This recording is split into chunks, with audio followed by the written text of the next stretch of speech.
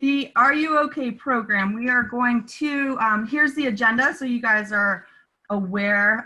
History, policy, we'll introduce the team, talk about the ward data and the ward teams. We'll do a quick review of kind of the workflows and the screening, give everyone a snapshot of what the response teams look like in that organization. And then we'll give you just a quick snapshot of Smartsheets, which is the database we'll be using going forward.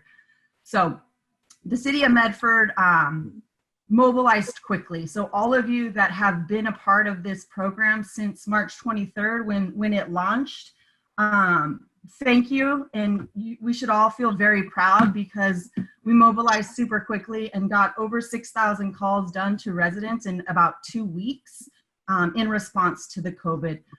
This goal is really to call all of people age 60 and over and make sure they're getting the necessary supports they may need during this time. And again, we're basic needs, food, medication, and maybe some other necessary things. This is really just kind of our internal big picture, what the goal is in our COVID response from the health department and the city at large as it relates to our response efforts in calling residents age 60 and over.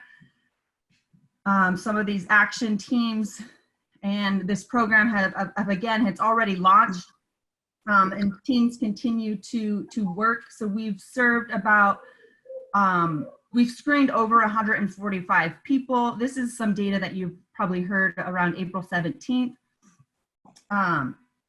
So about 145 people have been screened already through our at-risk services coordinator. Over 30 people have received medication support from a medication response team. And we have about 25, if not more, deliveries per week that are being coordinated from our food response team. So it's been a fantastic effort. A lot of great partnerships through the health department with our social service agencies, and then also through Sarah McGivern from the health department and Dave Cohen, who they'll introduce themselves in a second, but a fantastic relationship to Mystic Community Market and some other entities. So again, just a shout out to everyone that was been involved from the start. We took a pause around April 6th. Just as we're getting information, we're noticing a lot of protected health information. So we really needed to stop, make sure everyone was queried and had background checks, that we had a secure database for the information that we were gathering. And here we are about 3 weeks later, ready to relaunch this program. The incident command structure, our internal organizational chart, and the chart too that everyone should be familiar with. So before we get into this, we're gonna have just quick introductions. If Marianne O'Connor can start. Just name, position, favorite color? Oh, shoot.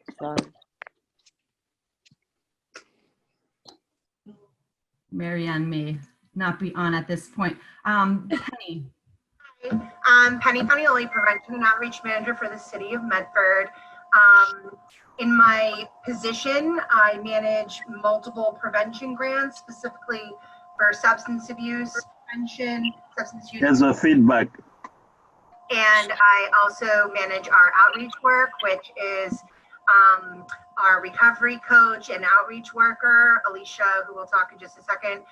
But we also work closely with the police department on a response for folks who are struggling with basic needs, who are at risk for major mental health issues, housing issues. So we do a lot of work regularly around these issues and working with vulnerable populations. Everybody maybe could mute yourself if you are able to. So yeah, that's regularly what I do. Thank you. Thank you. Adrienne? Hi everyone, my name is Andreanne. I also work at the Board of Health with all these lovely folks. I, in my regular job, work as the Climate, Health, and Equity Coordinator. I look at community resilience and food insecurity issues at the department. Thank you. Alicia.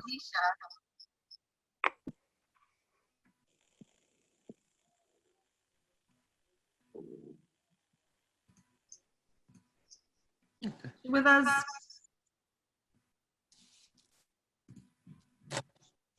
I'm not sure if, Alicia?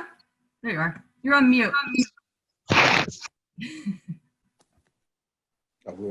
Sorry, my computer froze. I didn't know that Andrea was done.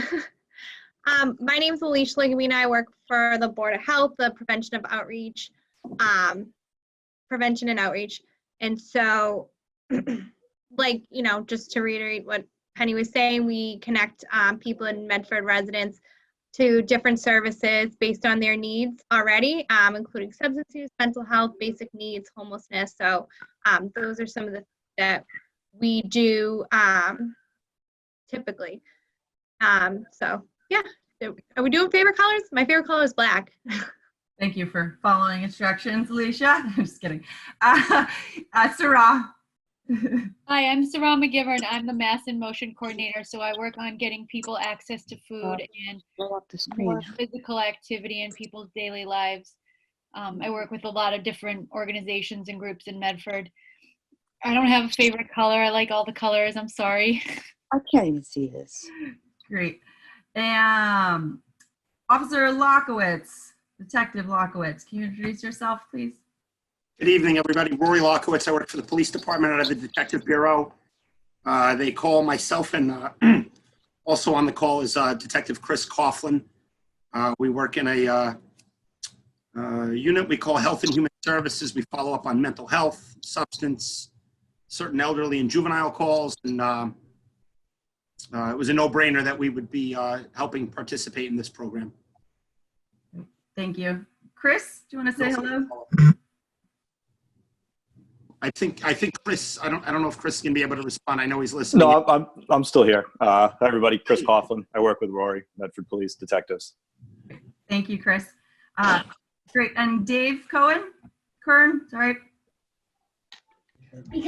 Hi, everyone. David Kern. I own Boston Physical Therapy and Wellness.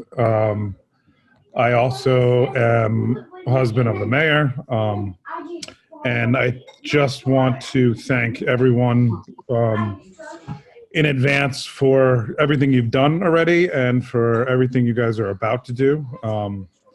This has been a pseudo labor of love that I've fallen into, and the Board of Health has taken it to a whole new level that, I would never expect it, or Brianna would have never expected, when we kind of came up with this little notion probably 6 weeks ago. So thank you, everyone in advance. Thank you, the Board of Health, for the countless hours and Zoom meetings that took to do what you're all about to see. It's pretty great stuff, and thank you. Great. Thank you, Dave. And just to reiterate, yes, it's been a lot of people coordinating and putting this amazing program together. And again, for the initial mobilization, it's fantastic. So we should be very proud of ourselves. So here's the command structure. You guys all received your assignments. Volunteer callers, you will be reporting to ward captains. Ward captains will be reporting to Dave, and then it'll go up. This is really designed to limit miscommunication and multiple people kind of being contacted and information getting kind of lost in translation. So we really hope that you pay attention to the reporting structure and we kind of follow this process so we can really serve the public to the best of our ability. Job descriptions / expectations. These are somewhat of a redundancy from the job action sheets that all ward captains and companion callers should have received and hopefully reviewed. But this is really just some basic expectation. Response teams will require personal protective equipment, right? Ensuring they're following the chain of command, you're participating in trainings. Ward captains, we can get into this more, but ward captains, right, will be expected to hold weekly, bi-weekly check-ins with their ward teams. You know, Dave, myself, we can all participate on those depending on our availability. But these are, right, just some of the expectations. And you may read these now and decide you want to be on a different response team or something. These OPO manager, data coordinator, MRC coordinator, ward captain, volunteer, this is really the work that has been going on for the past 3 weeks while this program has been on pause. There's a large amount of data. It's all been cleaned. It's been reorganized, put into new a new database, which is called Smart Sheets. We've onboarded about 61 volunteers so far. About 57 of the volunteers are with Are You OK program. Many of them are doing contact tracing with the health department. And we still have about 40 more volunteers that are waiting for Corey and stories to be processed.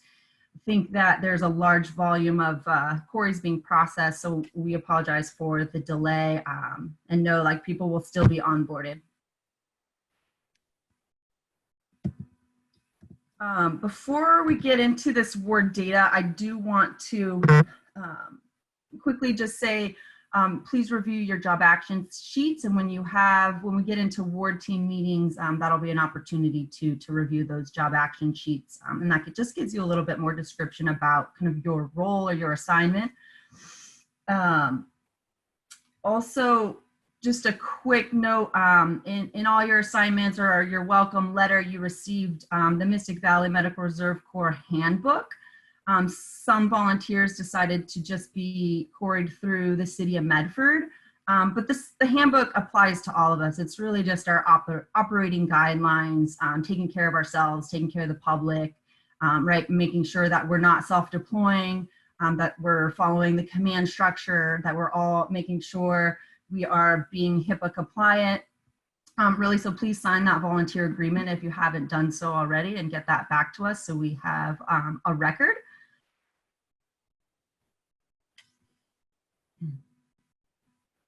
Thank you.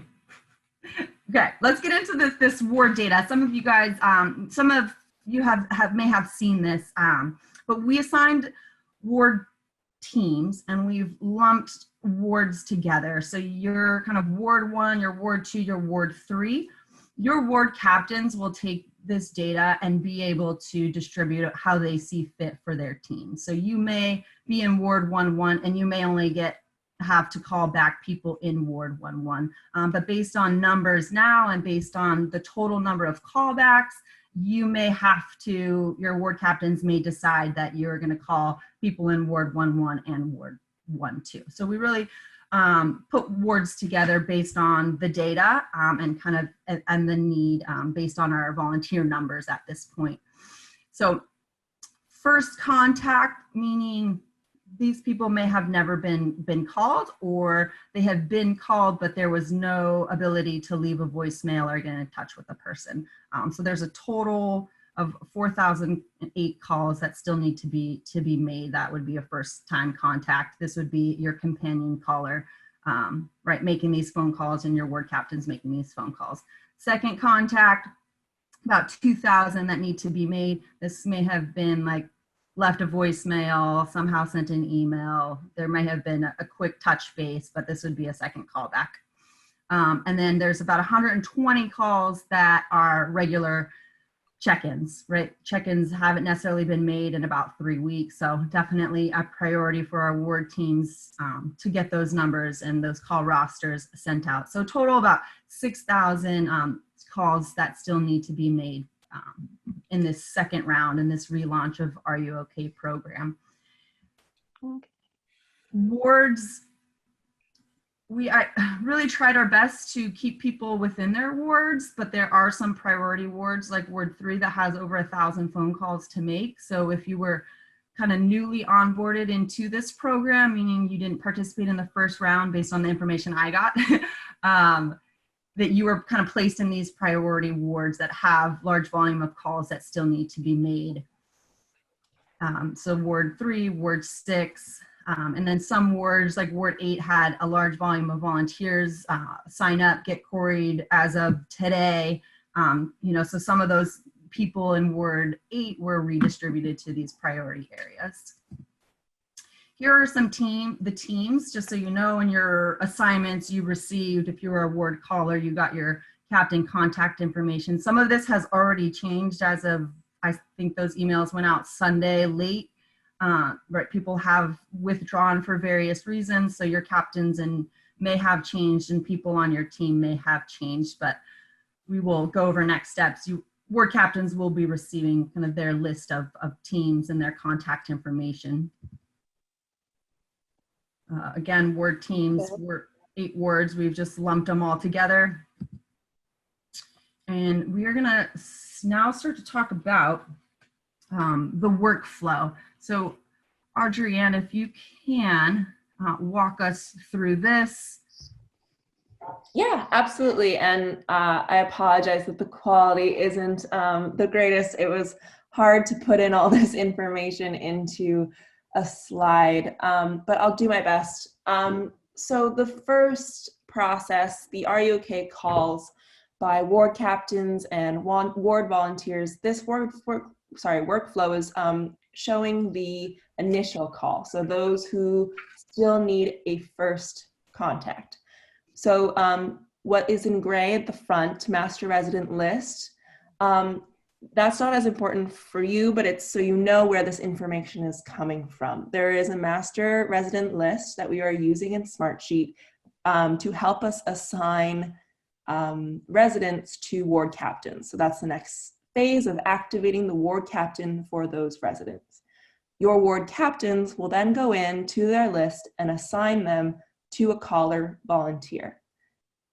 You as a caller volunteer will then see and review your list on Smartsheet, and we will all go over sort of how to set up that in a little while, but you will be able to go into your login, see your list of residents, and make your calls.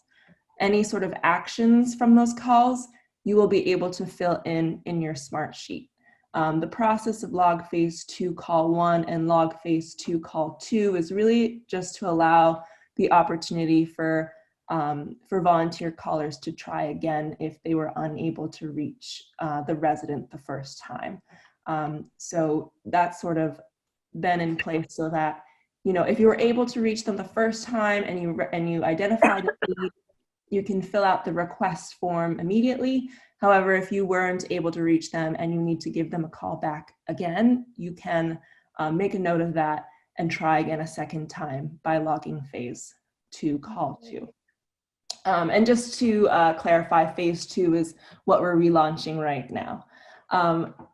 So then I guess in the next, what happens when you send a request form is sort of detailed below.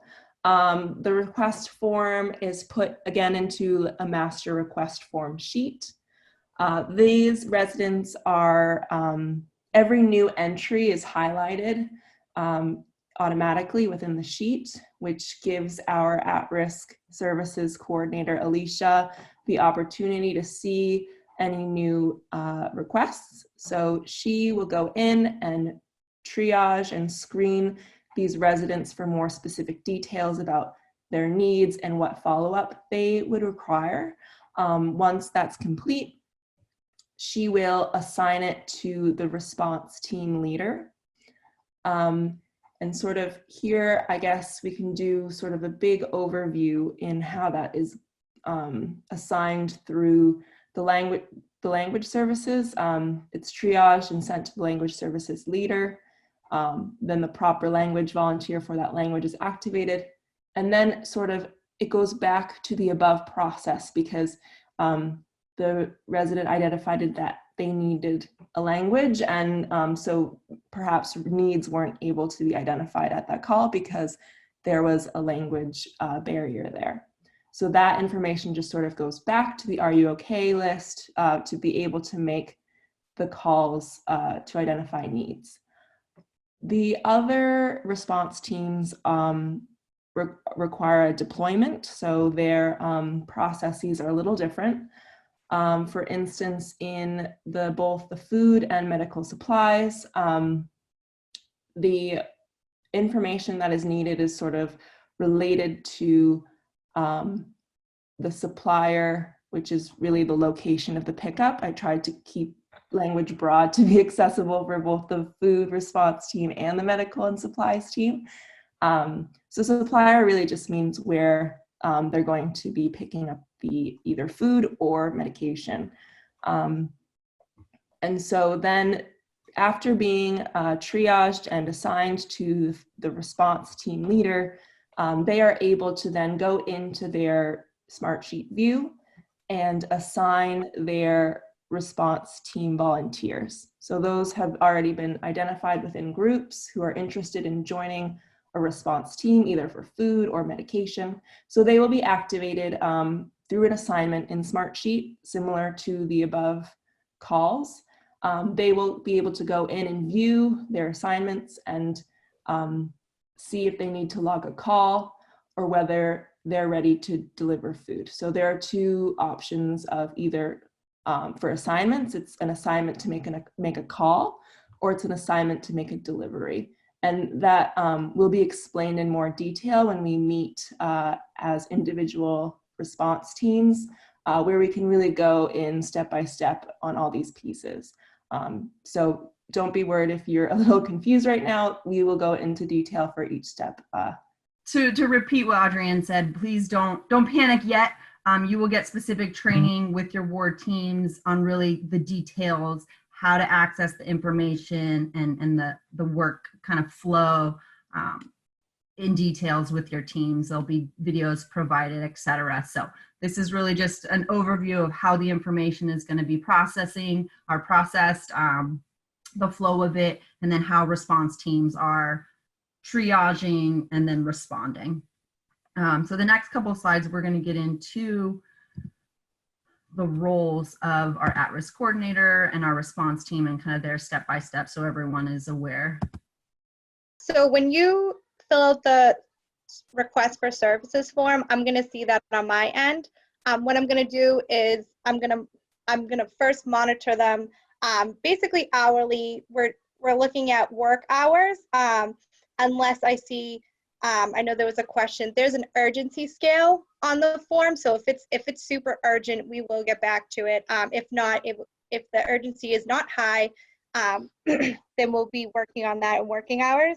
I'm going to evaluate the response, and so I'm going to call them, ask them a couple questions about what exactly they need, and then also offer them the services that we do have. I'm going to ask about their connection to existing services, Meals on Wheels, such as, and if they have any support. I'm also going to ask about barriers to accessing service, so that includes transportation, if they have a COVID status, their exact needs, and I'm going to confirm some of the information that was gathered in those forms.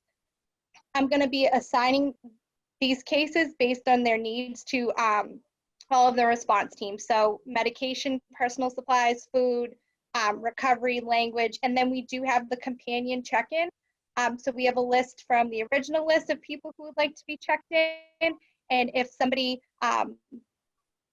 would like to request that, that's also on the request form.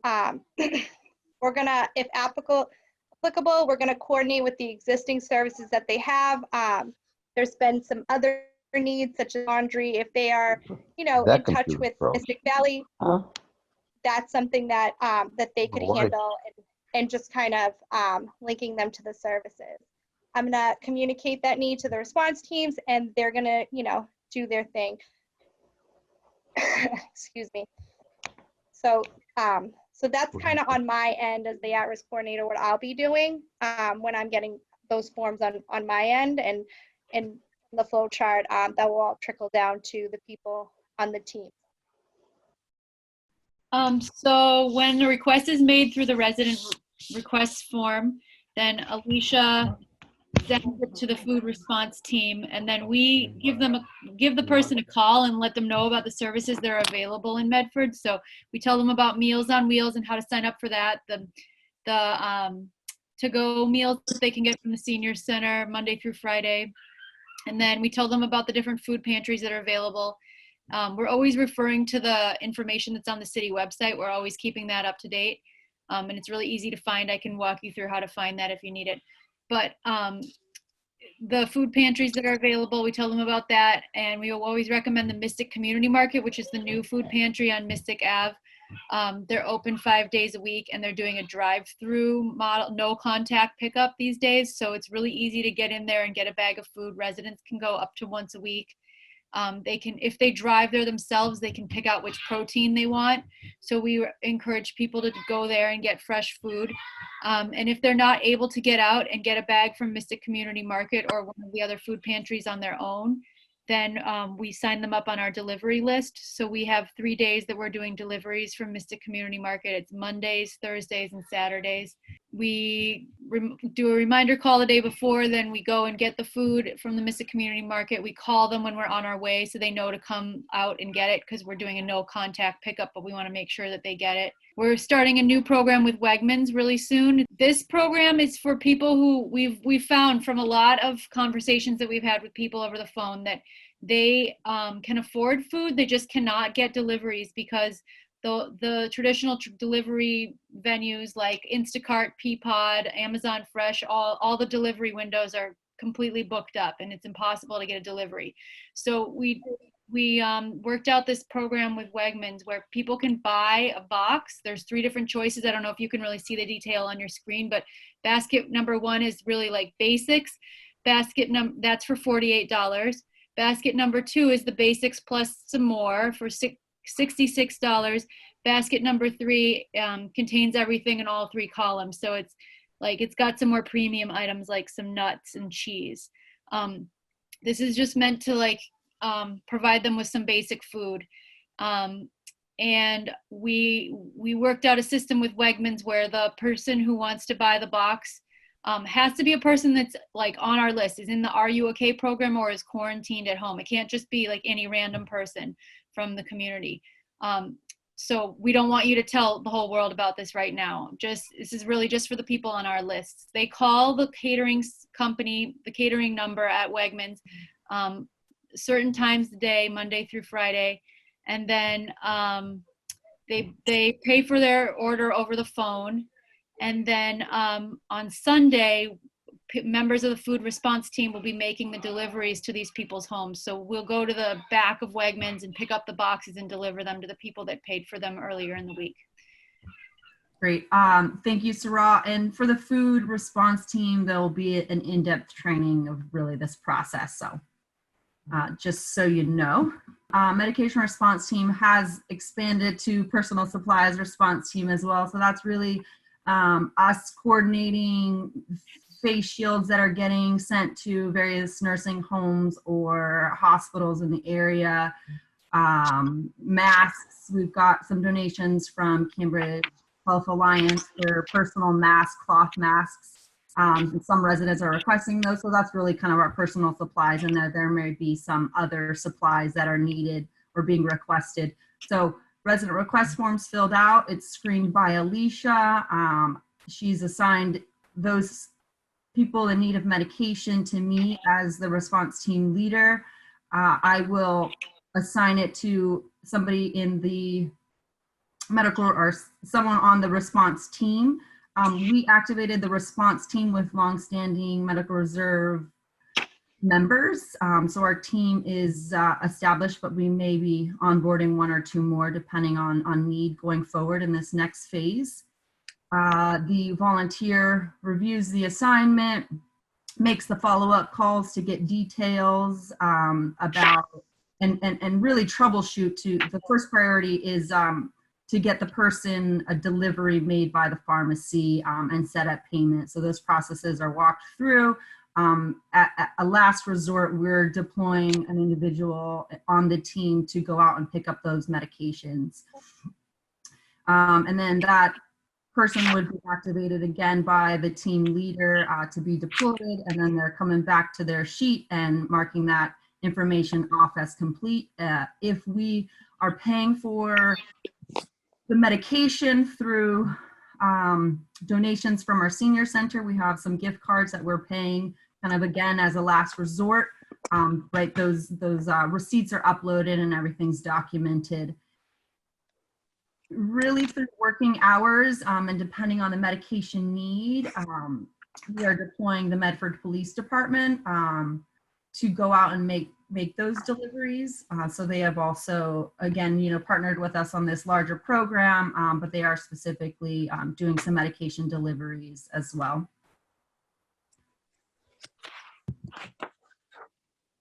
And I'll briefly run over this. So this is the caller script for companion callers, ward captains that are making phone calls for those first time calls, callbacks, calls. This is going to be the script that people will be using. And it's really, would you like to receive a check-in? Do you need assistance with food or medication? If they've answered yes to any of these, we're trying to capture a few data points of information. So this will be your script, and again, you will get it as we get into our ward teams and have those follow-up meetings. Penny, can you please talk about this slide? Yeah, and so I think Andrea actually will be able to sort of share. So most of you on this call have already seen our request for services form, but if you haven't, I want to make sure that you get a chance to do that right now. Just 1 second. So we have the request for services form. It is placed on the city website right now. You can see that under the Medford MA volunteering section if you know someone needs help with XYZ. So you can go there and do that. But what will happen is that every single person who's working on this project will have their own unique view of who they need to follow up with and why. So it is a specialized training that we are recording for you. And then for each of the individual like ward captain and volunteer caller, the response team, you'll all have a different view, and we will explain those views and the purpose of what you're filling out. This is the city's request for services form, the resident need, the resident's phone number, and then, is it a food, a medication, check-in calls, whatever it can be. So this can be anyone. And kind of going back to the question that Jean had about like, what about families? What about people who are under 60? So if you know anyone in the city that would be well-serviced to get any of these things because COVID-19 is affecting their life, then we want you to fill out this form for them. And that can be, a mom with a couple, with kids. It can be a single woman who has no job right now, right? Like it can be whoever. So what you do is you give us a little more specific information. Is there a special language? And then down here, we need to just know who you are. So if we had any questions, we could get back to you. So that's the form that is, is what we want people to be using when they are requesting for services. So Andrea, are you prepared to show a dynamic view to see what people would see, or? Yes, I can show you an example. The thing is, given each people's different tasks in this program, your views will be slightly different. So I think that's important to keep in mind. So I can show you from a food response team leader that I have handy, which is only really just to show you a feel of what it'll look like in dynamic view. But of course, everyone's view will be different. Everyone's assignments will be different. The prompting questions of the details pane will be different. So I just want you to keep that in mind before we sort of head over. I've been sort of in the process of creating some recordings for training and some PowerPoints to go step by step. So this is why this one was the one that I had most at hand. So this would be Sarah's view, and I'm pretending my name's Adrienne Testrina. I was trying to get creative with these names. So essentially, like I said, everyone's view will be different, but you will be able to see your views listed on the top left. right here. So you see here, Adrian Castrina can see both the food response caller and deliverer view, but also the food response team leader view. And like I said, everyone's columns will be different. So I can show you sort of the ones pertinent for the food response team leader, Sarah, where she will be able to assign it to a response caller where they can input more information. So essentially what you do to input information for a resident, you click the row and a details box will show up on the right-hand side. And again, these will be different depending on what you are going into dynamic view for. But here in this particular case, these are the sort of the actions that Sarah can take to assign a food caller. And then once that gets sort of sent to the food caller, for example, I could just assign it, say, to, so essentially everyone who's part of the food response team will be listed here for Sarah to select.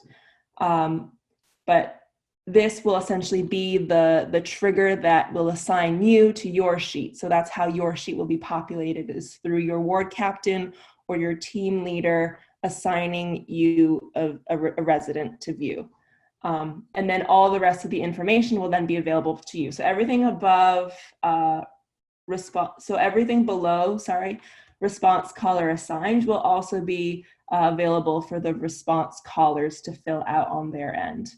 And sort of all the information above about the name, the phone number, the address to sort of be able to deploy the delivery will be shared with the callers and deliverers. So this is just a very a very specific example for a specific person in this program, but it's really just to have a sense of what it'll look like when you're inside this view. Thank you, Adrienne. And just to make sure everyone will have some form of access to Smart Sheets, and you will get a detailed training on your kind of view and what you have access to in the process. So I'm going to reshare my screen and we'll talk about some next steps to relaunch. So next steps from our end as an internal team, that ward captains will receive their team contact information. We will be looking to, from tonight going forward, onboarding volunteers. So there will be some adjustments in teams. So ward captains, please be aware of that. Starting tomorrow, we'll send out this training so everyone has this as kind of a reference, and participants that aren't able to be on here tonight will receive this recorded training. In the next couple of days, we will schedule a ward captain only live demonstration / Q&A session, so we can really make sure that our ward captains are confident before they are scheduling ward team meetings to train their team of volunteers and assign call rosters. We will also, in the next couple of days, schedule if you are on the food response team, you will have a scheduled training to review your Smart Sheet and your kind of view, but also your specific response and role within the food team. And then also coordinating you picking up your go bag, which is really your protective equipment. It has goggles, face shield, gloves, hand sanitizer, and masks. Medication response team, some of us have them, so I'll coordinate with a medication response team so we'll touch base again, do our just-in-time training, and we'll also set one up for the language response team. So those are some next steps. Just an overview of program hours and communications. Please make sure you're reporting to your team leader if you have questions, and then they can kind of shoot that up the chain. Anyone that is in need, before this kind of really launches, that you're using that resident request form. It's available on the city website. And please do your best to track or log your volunteer hours. It is in the handbook. And for anyone that doesn't have it, I'll resend that out. But this is really just at some point we'll ask for that information just for data purposes, reporting purposes during this emergency response. Our hours of kind of operation, at least for paid staff, is going to be Monday through Friday, 9 to 4. We will be monitoring if there's urgent requests being made, that we'll be able to follow up and respond. But please note that, you know, if there's an email sent on a Friday night, you might not get a response for 24 hours. So please be mindful of that. Food response team and medication response team, if it's medication, will respond to urgent needs. Food response team will be working on the weekends with our Wegmans box program. Those deliveries will be made on Sunday, and then food response team has been making deliveries on Saturdays from the Mystic Community Market. So those will be operating during the weekend hours.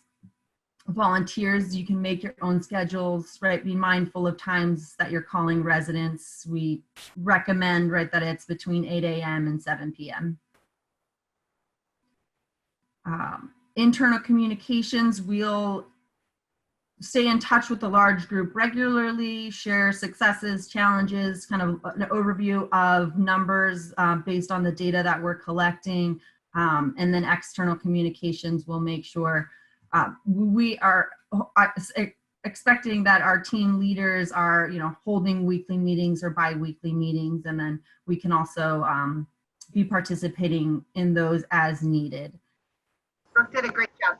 I also just want to point out too, if you have people in your circle that's like, I want to help, I can donate, I want to get involved. However, if they want to volunteer physically themselves, they can go to the city, you know, volunteering section. But if they want to donate to this program specifically, Medford Health Matters has set up a fund.